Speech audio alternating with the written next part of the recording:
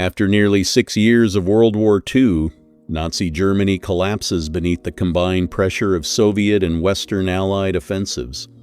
The once powerful Third Reich lies in ruins, and nowhere is the destruction more visible than in Berlin, Adolf Hitler's shattered capital. The Battle of Berlin has left entire districts destroyed, fires still burn across the city, roads are blocked by mountains of rubble.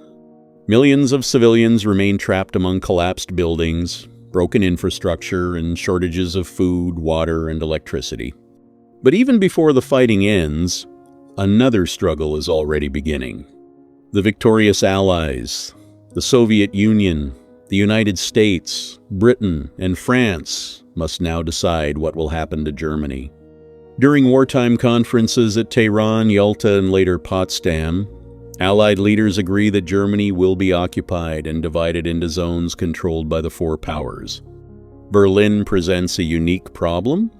Although the city lies deep inside the Soviet occupation zone, the Western Allies insist on shared control of the German capital.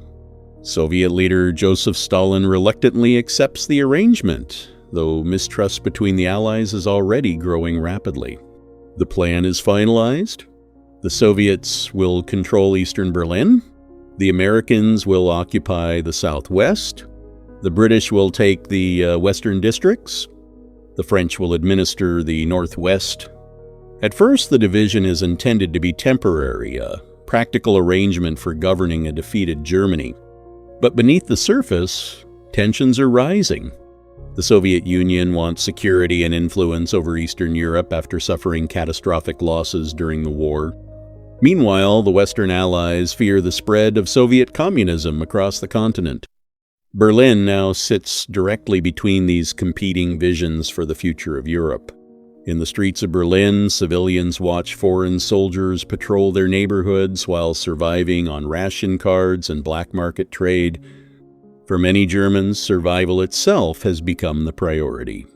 Yet few realize that Berlin's occupation will not last months, but decades.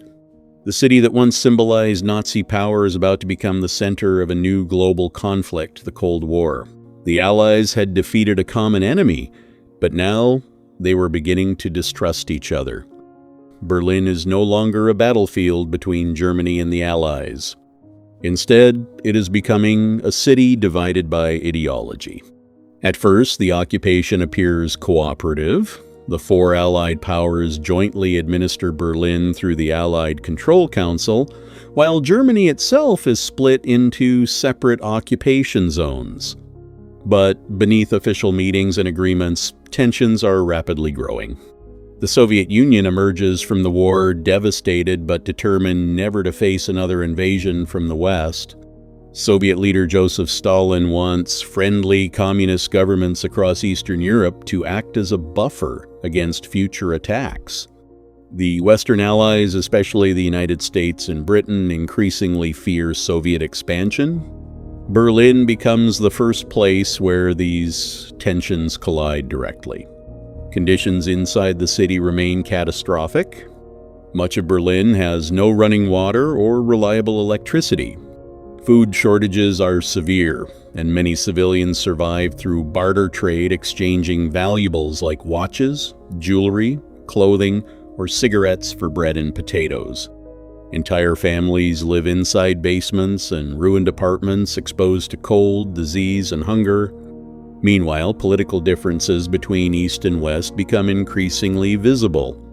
In the Soviet sector, communist officials begin restructuring society.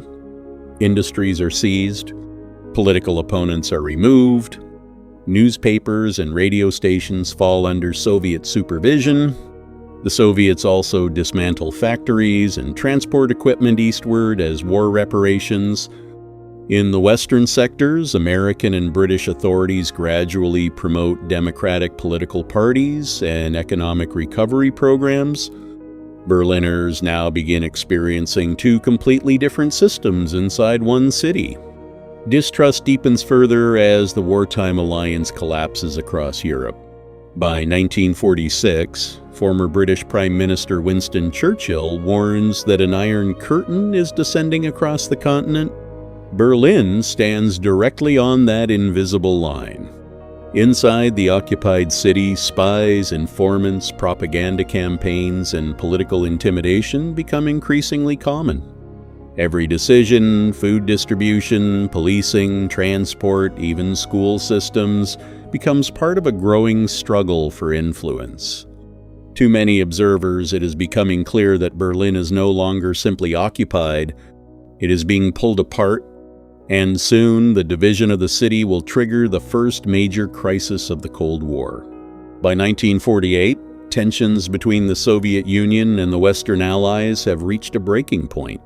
The Western powers begin introducing economic reforms in their occupation zones, including a new currency intended to stabilize the collapsing German economy.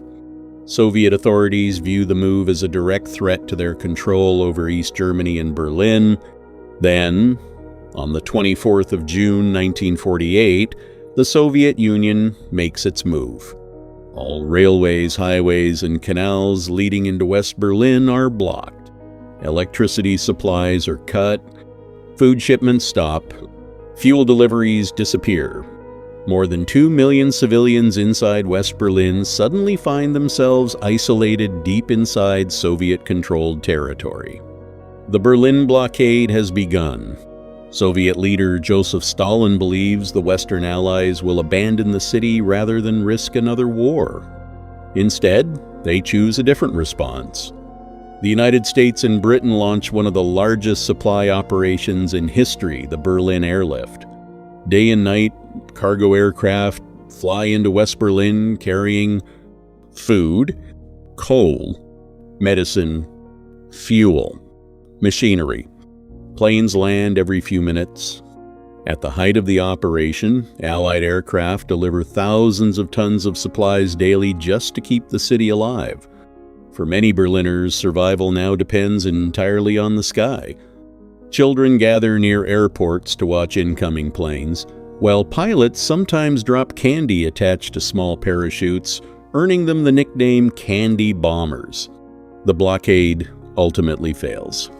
In May 1949, the Soviet Union lifts the blockade after realizing West Berlin will not surrender. But the crisis permanently changes Germany. Later that year, West Germany is officially established in the West. East Germany is created under Soviet influence in the East. One country has now become two rival states. Berlin, too, is divided into two separate worlds. In the decades that follow, the city becomes the ultimate symbol of the Cold War, a place of espionage, propaganda, military tension, and ideological conflict. Then, in 1961, East German authorities construct the Berlin Wall, physically separating families, friends, and entire neighborhoods overnight. The wall transforms Berlin into the most visible dividing line on Earth. What began in 1945 as a temporary occupation of a defeated capital had evolved into a decades-long confrontation between East and West. For Berliners, the war had ended. But peace never truly arrived.